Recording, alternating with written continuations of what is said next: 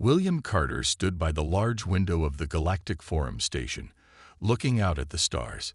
His gray hair and tired eyes showed the weight of his 97 years as Earth's ambassador.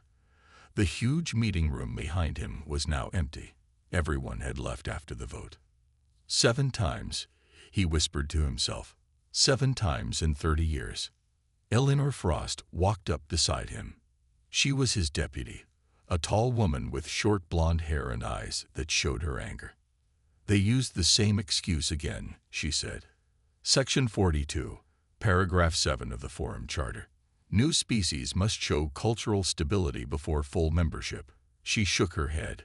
We've been here for nearly a century. Carter nodded slowly. The Valkyrie representatives were smiling when they left.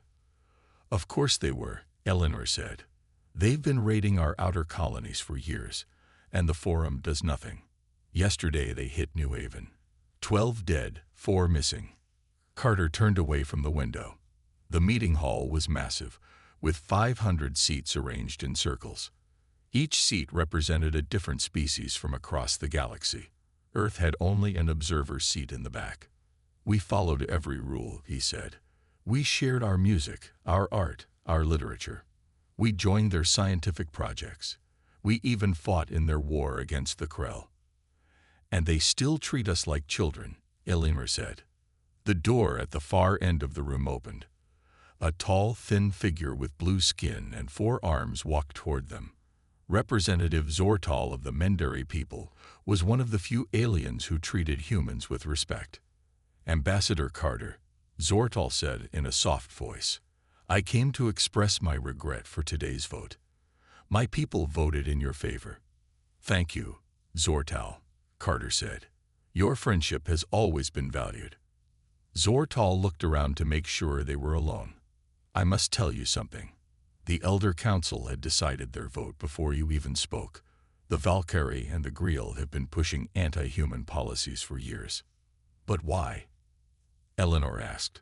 We've never threatened anyone. We've kept every treaty. That is exactly why, Zortal said. You humans learn too quickly. You solve problems in ways we never consider. Many of the elder species fear what you might become. Carter's wrist device beeped. He looked down at the message and his face changed. What is it? Eleanor asked. A message from Earth Command, Carter said. Encrypted Priority 1. He tapped his device and read the message silently. His eyes widened slightly. Then his face became calm again. Thank you for your honesty, Zortal, Carter said. If you'll excuse us, we have matters to discuss. After the blue alien left, Eleanor moved closer. What did the message say? Carter showed her his device. The message was simple. Prepare for Protocol Exodus. Confirmation code. Terra Invicta. Protocol Exodus. Eleanor whispered. They're actually going through with it. Carter nodded. The vote today was the final test. Earth has been preparing for this possibility for years. But to leave the Forum entirely. Eleanor looked shocked. No species has ever done that. No species has ever been treated like us, Carter said. We've given them a century of patience. Now we'll show them what happens when humanity decides to walk away. He looked out at the stars again. Send word to all human diplomats, scientists, and merchants across Forum space. The withdrawal begins tonight. We have 3 months to bring our people home. And after that? Eleanor asked. After that, Carter said, the galaxy will learn what it means when humanity stands alone. Outside the window, thousands of ships moved between the stars. None of them knew that everything was about to change. In his private quarters later that night, Carter recorded a message to Earth. Protocol Exodus confirmed. The Forum has made their choice. Now we make ours. He looked at the small model of Earth sitting on his desk. For 100 years, humans had tried to join the galactic community as equals. Those days were over. The stars would soon witness something new. Humanity unleashed. Lieutenant Commander Jack Harlow walked through the crowded spaceport on Centauri Prime. All around him, humans were quietly packing up their lives. Shop owners sold their businesses. Researchers copied their data and destroyed the originals. Families loaded crates onto transport ships. No one was running. No one showed panic. Protocol Exodus moved forward with calm efficiency, just as they had practiced. Status report, Jack said into his wrist communicator. Science team from the Rigel Observatory is 80% withdrawn, replied his team leader. Trade delegation on Proxima 3 is complete. We have 7 more major sites and 32 minor outposts remaining. Jack nodded to himself. 3 weeks had passed since Ambassador Carter's message, and already half of humanity's presence in forum space was gone. Most aliens hadn't even noticed yet. He spotted Lisa Bennett sitting alone at a small cafe. The chief communications officer looked tired, her normally neat brown hair messy from too many late nights. Jack sat down across from her. "How's the digital scrub going?" he asked. Lisa took a sip from her cup. "We've removed human access codes from the forum networks. Our communication satellites are being replaced with automated systems that will gradually stop working over the next year." She lowered her voice. "I found something, Jack. While erasing our footprint from their systems, I discovered hidden monitoring programs tracking all human activities. They've been watching us for decades, recording everything we do." Jack frowned. "Which species?" "At least 3. The Valkyrie, of course. The Greel. And the Telgens." "The Telgens?" Jack was surprised. "They've always seemed friendly." "It gets worse," Lisa said. She handed him a small data tablet. "They weren't just watching us. They were actively blocking our technological progress. When our scientists would submit research to the forum database, these programs would flag it for security review. Then our findings would be classified or buried." Jack scrolled through the evidence. "Does Ambassador Carter know?" "I sent everything to him yesterday. He said it confirms what Earth Command has suspected for years." A family walked past their table, a mother and father with 2 small children. They carried only small bags, leaving most possessions behind. The parents looked worried, but they moved with purpose. "Some people don't understand why we're leaving," Jack said, watching them. "They will," Lisa replied, "once we're free to develop without interference." Jack's communicator beeped. "Harlow here." "Sir, we have a situation at the New Terra colony," said a voice. "Administrator Reese is refusing evacuation orders. Says his people have built lives there and won't abandon the planet." Jack sighed. "Tell him I'll arrive tomorrow to discuss options. Remind him that this isn't optional." He turned back to Lisa. "How much longer can you maintain our communication grid?" 2 more weeks at most. After that, we'll be dark to the forum and our own private networks." Lisa smiled slightly. "Those are already operational. Earth and all colonies will remain connected through the quantum channels. The forum doesn't even know they exist." Jack stood up. "Finish your work here and then get to the transport. I need to deal with New Terra." As he walked away, Jack passed a group of alien merchants watching the humans with confusion. They couldn't understand why their reliable business partners were suddenly selling everything at low prices. One of them, a reptilian Drac trader, approached Jack. "Why are your people leaving? Has there been some order from your government?" Jack just smiled. "Let's just say we're taking a step back to consider our options." Later that night, aboard his ship heading toward New Terra, Jack reviewed the latest reports. 97 human scientists had left forum research stations. 300 diplomats had requested reassignment to Earth. Thousands of human merchants had sold their holdings. And still, the forum paid little attention. They thought it was a temporary protest, a small tantrum from a minor species. Jack looked out at the stars passing by his window. "They have no idea what's coming," he whispered to himself. 6 months had passed since the last human transport left forum space. Dr. Daniel Wright sat in the crowded meeting hall of the Galactic Forum. His skin altered to a pale green color, his features changed to match those of the Alturian people. As far as anyone knew, he was researcher Xalter, a minor scientist from a distant world. No one suspected he was human. "The trade reports are concerning," said the Forum Economic Minister, a tall insect-like being. "Human space has gone completely silent. All communication beacons along their borders have shut down. Trade ships report unusual energy fields preventing entry into their systems." A murmur spread through the gathered representatives. "Let them hide," said the Valkyrie delegate, his scaled face showing no concern. "They were always a minor species. Their absence changes nothing." Daniel made notes on his tablet, recording everything. His real job was to observe and report back to Earth through secret channels. What he saw gave him satisfaction. The Forum was finally beginning to notice humanity's absence. "Minister, with respect, it changes much," said a small blue alien from a trading world. "Human goods have disappeared from our markets. Their medicines, their entertainment, their engineering designs. Prices are rising. Some materials are now completely unavailable." More representatives voiced similar concerns. Daniel smiled to himself. Phase 2 of Protocol Exodus was working perfectly. Let them feel what the galaxy was like without human creativity and labor. Later that day, Daniel sat in his small apartment, encoding his observations to send through a hidden quantum channel. A news alert flashed across his screen. He opened it and read with increasing interest. A Valkyrie battle fleet had attempted to enter human space, likely planning to raid the outer colonies as they had done before. The news didn't say much, only that the fleet had failed to return, except for a single damaged ship. Daniel accessed deeper Forum networks using his stolen credentials. The truth was more dramatic than the public announcement.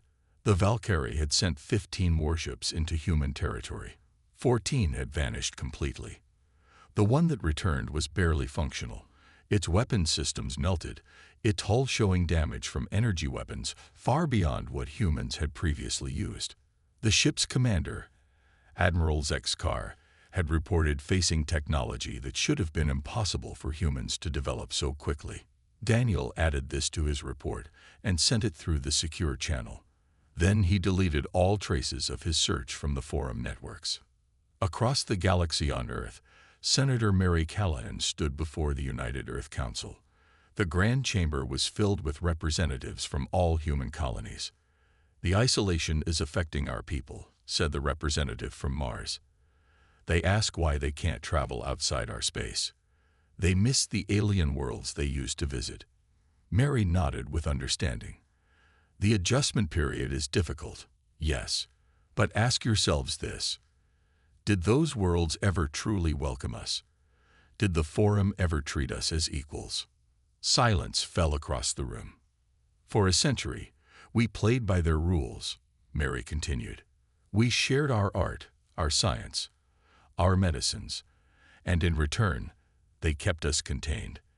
They feared our potential." She walked to the center of the chamber where a holographic display showed the human territories. Around the borders of human space, new symbols indicated defense platforms and monitoring stations. "For the first time, we are truly free to develop without their interference," she said. "Our scientists report breakthroughs in energy generation, faster than light travel, and medicine that would have been suppressed under Forum oversight." A representative from one of the outer colonies stood up.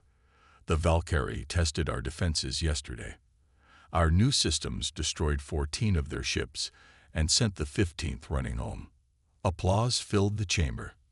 "Let the Forum worry about where we've gone and what we're doing," Mary said. "Let them wonder what happens when humans are left alone to reach their full potential." Outside the council chamber, massive construction projects were visible across Earth's surface and in orbit. New ships unlike any built before. Research centers working without foreign restrictions. Factories producing technologies that would have been immediately classified as dangerous by alien oversight committees. Humanity had withdrawn from the galaxy, but they were far from idle. 2 years had passed since humanity's disappearance from galactic affairs. Krillax, a 4-armed merchant from the trading species known as the Volari, stood at the viewport of his small ship. Before him was the edge of human space, marked by a series of warning buoys that flashed with simple messages in multiple languages. Human territory. No entry without permission. Krillax had once been one of the most successful traders in the sector, largely because of his good relationships with human merchants. They had been fair, creative, and reliable partners. When they vanished, his business fell apart. He wasn't the only one suffering. Across the forum worlds, economies were struggling. Human goods had disappeared from markets. Human innovations, once taken for granted, were now unavailable. Medical equipment, entertainment systems, specialized alloys, all gone. "This is foolish," muttered his co-pilot, another Volari named Drez. "The humans won't talk to us. No one has heard from them in 2 years." "They'll talk to me," Krillax said confidently. "I always treated them fairly." He activated his communication system and sent a message toward the boys. "This is Merchant Krillax of the Volari.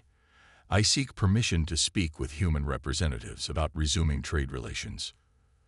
For several minutes there was no response. Then a female voice came through the speakers.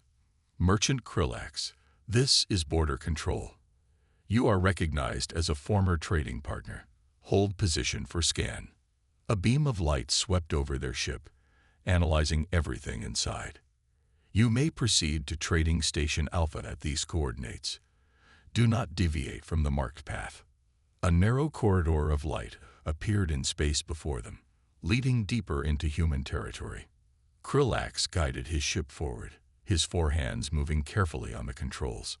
"Look," Drez whispered, pointing out the viewport. In the distance, beyond the marked path, massive structures were visible. Enormous shipyards building vessels unlike anything Krillax had seen before.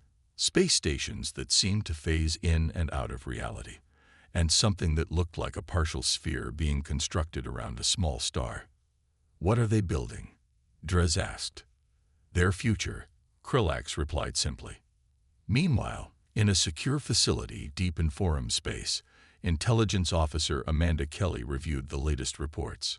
To everyone around her, she appeared to be a member of the Centauri species, with pale blue skin and silver eyes. In reality, she was human, one of dozens of deep-cover agents left behind when humanity withdrew. Her supervisor, a tall reptilian being, looked concerned. Another sighting near Sector 87. A human ship appeared, observed a mining operation, and vanished before our patrol could intercept. Amanda nodded, pretending to be just as puzzled. "Most unusual. Their technology shouldn't allow such rapid jumps." "That's the 12th sighting this month," the supervisor continued. "And there are reports of strange energy readings from their territory. Some sensors indicate they might be manipulating stars." "Surely that's impossible," Amanda said, knowing full well what her people were capable of now. Later, in her private quarters, Amanda encrypted a message to Earth. She detailed the forum's growing concern about human activities and their unsuccessful attempts to spy on human space. She smiled as she added the final part of her report. "Forum scientists continue to underestimate our capabilities. They still believe we need at least 30 more years to develop the technologies we now possess. Recommend continued limited appearances in forum space to maintain uncertainty." On Earth, Engineer George Wilson stood on the observation deck of Orbital Platform 9. Below him, a massive construction project stretched for kilometers. Thousands of workers and robots moved around the framework of what would become humanity's first true deep space vessel. "Beautiful, isn't it?" said a voice beside him. Admiral Rogers had arrived silently. George nodded. "The Guardian will be twice as large as any ship humanity has built before, 10 times as powerful. And just the first of her class," Rogers added. "We're building 5 more." George turned to face the Admiral. "Is this really necessary? All this military power?" Rogers looked out at the stars. "For a century, we played nice. We followed their rules. And they still treated us like children. Dangerous children to be controlled." She pointed to a screen showing reports from their border sensors. "The Valkyrie are testing our defenses again. 3 other species are trying to spy on us. They're scared of what we've become. And what have we become? George asked quietly. Rogers smiled. What we were always meant to be, without their restrictions. Free. The emergency alarms blared throughout the Galactic Forum station. Representatives from hundreds of worlds rushed to the Grand Chamber, fear evident on faces of all shapes and species. 4 years had passed since humanity's withdrawal, and now a new threat had emerged. On the main screen, images showed the destruction of Teralis, a peaceful Forum world. Strange biological ships crawled across its surface. The planet's cities burned. The Nexari Hive has taken 3 more systems this week, announced the Forum Defense Minister, a tall insectoid being. Their biological technology is unlike anything we've encountered. The chamber erupted in panicked voices. Some demanded immediate military action. Others called for evacuation of border worlds. High Counselor Vex Terry, an elder from one of the Forum's founding species, raised his 6-fingered hand for silence. We have faced threats before. The Forum fleet will respond. In the back of the chamber, Dr. Daniel Wright, still disguised as an Alturian researcher, listened carefully. His altered green skin and false features had maintained his cover for years as he gathered intelligence for Earth. With respect, Counselor, said a military commander, our ships are being destroyed faster than we can build them. The Nexari hive mind tactics overwhelm our defenses. Daniel noted how the Forum's tone had changed. Gone was the arrogance, the certainty of their superiority. For the first time in centuries, they faced an enemy they couldn't control. A representative from the Mendari stood up. What about the humans? Their territory borders the Nexari expansion.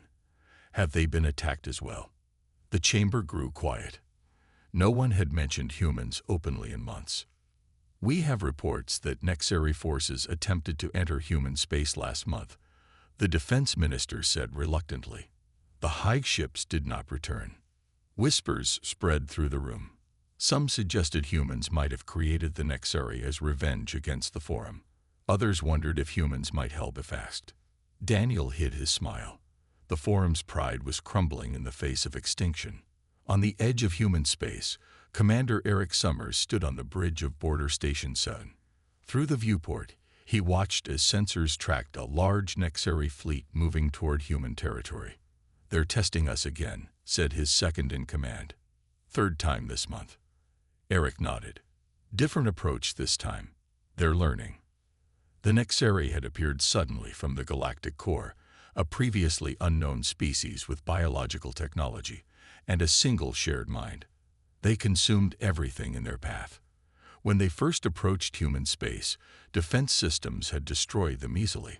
Alert the Guardian, Eric ordered. Have her move to intercept if they cross the boundary. His communication officer looked up from her station. Sir, we're receiving a message from Forum Space. They're requesting assistance against the Nexari. Eric raised an eyebrow. 4 years of silence, and now they want our help. Forward it to Earth Command. In her office at United Earth Headquarters, Fleet Admiral Patricia Rogers read the Forum's message with a grim expression. The request was desperate, describing fallen worlds and billions of lives lost to the Nexari advance. Her aide, Lieutenant Peter Wilson, waited quietly for her response. They're desperate, Patricia finally said. The Nexari have destroyed 17 Forum worlds. At current rates, they'll reach the Forum's core systems within months. Do we help them? Peter asked. Patricia turned to look at the holographic display showing human space. In the 4 years since leaving the Forum, humanity had transformed. Their ships now used technologies that the Forum had deemed impossible. Their defenses could destroy entire fleets. They had even begun manipulating the fabric of space itself. We've been debating this in council for weeks, she said. Some say we should let the Forum fall. They never treated us as equals. And what do you say, Admiral? Patricia looked back at the Nexari battle reports. The Nexari won't stop with the Forum. They'll keep coming until they reach us. Better to fight them in Forum space than in our own. She made her decision. Contact Ambassador Carter. Tell him to prepare for return to forum space, and send word to the Guardian fleet to move to standby. She paused, then added, but we reveal only what we must. The forum hasn't earned our trust yet. Peter nodded and left to carry out her orders. Patricia walked to her window, looking out at the earth below. Operation Lighthouse, she whispered. Let's show them just enough light to find their way, but not enough to see all our shadows. The Nexary assault force moved through space with confidence. Their living ships, each the size of a small moon, had destroyed every defense they had encountered. This system, Alderus, sitting near the border of human space, would fall just as easily. As they approached the fifth planet, they detected a small group of ships waiting for them. Just 7 vessels, tiny compared to their massive fleet. Inside the command center of the human defense vessel Guardian, Admiral Patricia Rogers watched the Nexary approach on the main screen. They're scanning us, said her tactical officer, trying to assess our capabilities. Patricia nodded calmly. Let them look. Shields at 40% strength, weapons at 30%. We show them just enough to win this battle, nothing more. For years, humanity had developed in isolation, creating technologies the Forum had never imagined possible. Now it was time for a calculated revelation. All ships, defensive formation, Patricia ordered. Remember, we'd protect the civilian stations but reveal only what is necessary. The Nexary struck first, biological weapons firing from dozens of ships at once. The blasts hit the human shields, which flared with blue light but held steady. Return fire, Patricia ordered. Standard weapons only. The Guardian fired, beams of energy striking the nearest Nexary vessel. The alien ship's outer layer dissolved, but it continued forward. They're adapting already, said the tactical officer. Standard weapons won't work for long. Patricia nodded. Phase 2 weapons authorized. The human ships adjusted their attack. Now their weapons seemed to bend space itself, creating distortions that tore through the Nexary ships regardless of their adaptations. 3 enemy vessels broke apart in seconds. The Nexary, sensing a true threat for the first time, concentrated their attack on the Guardian. Their weapons, capable of breaking through forum defenses with ease, barely registered on the human shields. They're sending a signal back to their main fleet, reported the communications officer. Let them, Patricia said. This is a message after all. Within 20 minutes, the battle was over. The Nexary force lay in ruins, their biological ships drifting in pieces. Not a single human vessel had been damaged. Patricia looked at her crew. Well done. Now we wait for the Forum to react. Across the galaxy in the Forum's grand chamber, chaos erupted as the battle footage spread from station to station. Representatives watched in disbelief as the small human fleet destroyed a Nexary force that would have overwhelmed the entire Forum defense fleet. Impossible, said one elder representative. The energy readings from those shields, those weapons, humans shouldn't have this technology for centuries.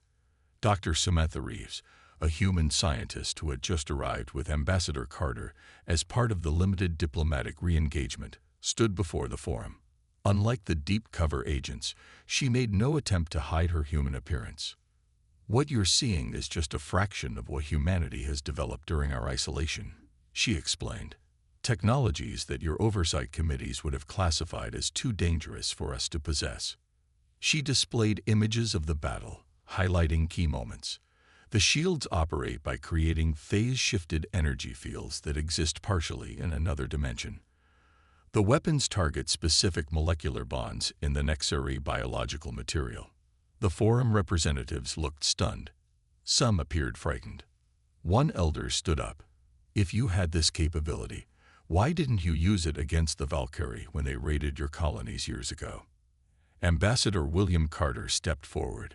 He had aged visibly since his departure from the Forum years earlier, but his voice remained strong. Because you wouldn't let us, he said simply. Every time we attempted to improve our defenses beyond certain limits, your committees blocked us, called our research too dangerous, too destabilizing. He looked around the chamber, meeting the eyes of various representatives. We followed your rules for a century. Then we decided to see what we could accomplish without them. The chamber fell silent. On screens throughout the room, the battle footage continued to play, showing human ships using technology that most forum scientists had considered theoretical at best. Senior Director John Matthews, standing behind Carter, spoke quietly in his ear. Remember, we reveal only what has been approved. Our most advanced technologies remain hidden. Carter nodded slightly. To the forum, he said, the Nexari threat is growing. We are prepared to offer limited assistance under specific conditions. What conditions? Asked High Counselor Vextari. Carter's expression remained neutral. The planet Mariva was under attack. Nexari ships filled the sky as the local population fled toward evacuation centers. Forum defense forces fought bravely, but were quickly being overwhelmed. The biological weapons of the Nexari cut through their shields like they weren't even there. Then a bright light filled the sky. Captain Susan Barnes stood on the bridge of the human ship Defender, watching as her crew deployed the planetary shield system. Massive satellites moved into position around Mariva, linking their energy fields to create a dome over the populated areas. Shield network at 80%, reported her systems officer. The Nexari weapons can't penetrate it. Susan nodded. Begin evacuation of civilians. Send in the ground teams to secure the research facilities. This was the third planet her team had protected in the last month. Under the agreement with the Forum, human forces were providing defensive systems capable of stopping the Nexari advance. In return, humanity gained access to resources and territories that had previously been denied to them. On the surface, a Forum official approached the human landing team with obvious relief. "Thank the stars you came," he said. "We thought we were doomed." Commander Frank West nodded. "We'll have your people safe in 6 hours. The shield will hold." The official looked up at the energy field protecting them from the Nexari attacks. "How is this possible? We were told humans were centuries away from this level of technology." Frank smiled slightly. "You were told wrong." In the Galactic Forum's main chamber, Ambassador William Carter presented evidence on the central display. Images and documents scrolled across the screen, showing centuries of deliberate interference with human development. "These are official Forum communications," Carter said, his voice calm but firm. "Directives to classify human research as potentially destabilizing. Orders to deny resource access to human colonies. Approval for monitoring programs to track all human activities." The chamber was completely silent. Former Forum Elder Tralnax, a member of one of the oldest species in the galaxy, finally spoke. "Yes," the ancient alien admitted. "We saw your potential from the beginning. Your species adapts faster than any we have encountered. You solve problems in ways we never consider. We feared what you might become." Murmurs spread through the gathered representatives. "And so you held us back," Carter said. "For a century, you pretended to welcome us while secretly ensuring we could never advance beyond certain limits." Trelnax didn't deny it. "We have seen species rise and fall. Those who advance too quickly often destroy themselves or others. We sought to guide your development at a safer pace." At that moment, the chamber doors opened. Amanda Kelly and Daniel Wright entered, no longer disguised as aliens.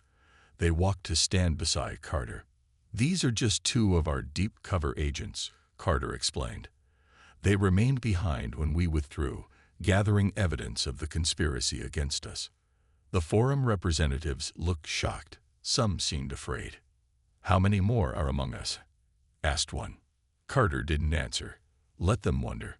On Earth, Secretary General Richard Powell sat in the Oval Office of the United Nations building, watching the Forum proceedings on a secure feed. Around the table sat the leaders of humanity's government and military. "Carter is playing his part well," commented General Harris. "The Forum is beginning to understand how badly they misjudged us." Richard nodded. "And the defensive operations? Captain Barnes has secured 3 more systems. The Nexari are being pushed back wherever our technology is deployed." The Secretary General stood and walked to the window, Looking out at the gleaming towers of New Washington, the city had been transformed in the years since humanity's withdrawal, with technologies that would have been labeled dangerous by forum standards. "And what are we not showing them?" he asked quietly. Admiral Jones spoke up. "Our most advanced ships remain in human space. The dimensional phase drives, the gravity manipulation systems, the stellar engineering projects, all hidden.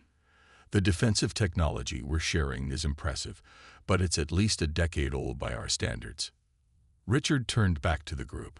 "The forum is splintering into factions. Some want to ally with us completely. Others fear us more than the Nexari. A small group is even suggesting we should be eliminated before we grow any stronger." "Let them try," General Harris said with a hard smile. Richard held up his hand. "We are not looking for further conflict. Our goal remains the same: to ensure humanity's independence and security while establishing a new relationship with the galaxy on our terms." 10 years had passed since humanity first withdrew from the Galactic Forum. The Nexari threat had been contained through a combination of human technology and foreign resources. What had once seemed like the end of galactic civilization had instead become the beginning of a new era. Amanda Marshall stood at the podium in the Grand Hall of Hope Station, the massive space facility that now served as humanity's diplomatic hub. Before her sat representatives from 78 different worlds, some from the old forum, others independent species who had never joined. At 32, Amanda represented the new generation of human leadership. Born after the withdrawal, she had grown up in a time when humanity charted its own course among the stars. "Welcome to the 3rd annual gathering of the Terran Cooperative," she began. "Today we celebrate another year of peaceful exchange and mutual growth." The crowd applauded. On the walls around them, displays showed the technological and cultural achievements of the member worlds. Scientific breakthroughs, new works of art, exploration missions to distant sectors. In the front row sat Ambassador William Carter, now retired but still respected across the galaxy. His hair had turned completely white, but his eyes remained sharp. Beside him sat Zor Tal, once a forum representative, now serving as liaison to the Terran Cooperative. "In the past year," Amanda continued, "our combined efforts have pushed back the last of the Nexari forces to the containment zone.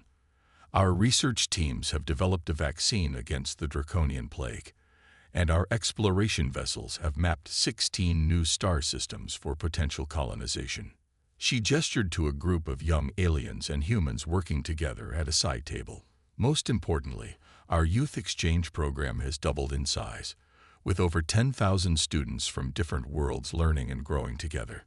After the ceremony, Carter and Admiral Rogers walked through the observation deck of the station. Through the massive windows, Earth was visible in the distance, gleaming blue and green. "Did you ever imagine this outcome when you sent that first withdrawal notice?" Rogers asked. Carter smiled. "Never. I thought we would simply build our strength in isolation, perhaps return to the forum someday as equals." He gestured around them. "I never imagined we would build something better to replace it." Below them, in the station's central hub, humans and aliens mingled freely. Trade agreements were discussed at one table while cultural exchanges were planned at another. Young diplomats from a dozen worlds practiced each other's languages. "The forum still exists," Rogers noted. "A shadow of its former self," Carter replied. "Half its members have joined us instead. They prefer our approach: actual cooperation rather than control by the elder species." On a distant colony world, Benjamin Lewis watched the gathering via holographic transmission. His world, New Horizon, had been one of the border colonies frequently raided by the Valkyrie before the withdrawal. Now it thrived, protected by human defense systems and enriched by trade with alien worlds. "Dad, come see," called his daughter from outside their home. "The Mendari delegation has arrived for the agricultural exchange." Benjamin stepped outside to see a group of blue-skinned aliens examining the wheat fields with obvious interest. 10 years ago, such a scene would have been unimaginable. The Mendari had been friendly in the forum days, but their elders had prevented close cooperation with humans. He smiled, remembering the fear and uncertainty when Protocol Exodus was first announced. Many colonists had worried that isolation would mean hardship. Instead, it had led to freedom and eventually to true partnership with those aliens who shared humanity's values. In orbit above New Horizon, a massive ship hung silently. Its design was unlike anything seen in the Forum days, with smooth curves and glowing sections that seemed to exist partially in another dimension. While humanity shared much of its technology now, its greatest achievements remained hidden. Insurance against a galaxy that might someday turn hostile again. Back on Hope Station, Carter and Rogers ended their walk at a viewport facing away from Earth, toward the stars.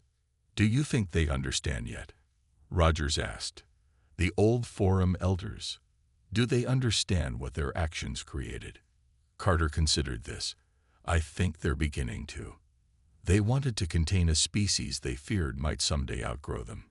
He gestured to the station around them, to the gathered representatives of dozens of worlds working together as equals. "Instead, they forced us to become something even more powerful, not just an advanced species, but the core of a new galactic community, one built on mutual respect rather than fear and control."